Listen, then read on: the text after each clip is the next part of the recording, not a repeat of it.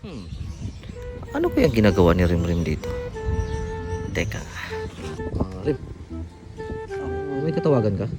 Nako, andito na naman si Cowboy, kichismis. Sino ba yung ano mo? Kausap mo diyan sa telephone? Si Peter Pan. Alam mo ba kung saan nakatira si Peter Pan? Ano naman? Okay. Saan Netherland? O di ba?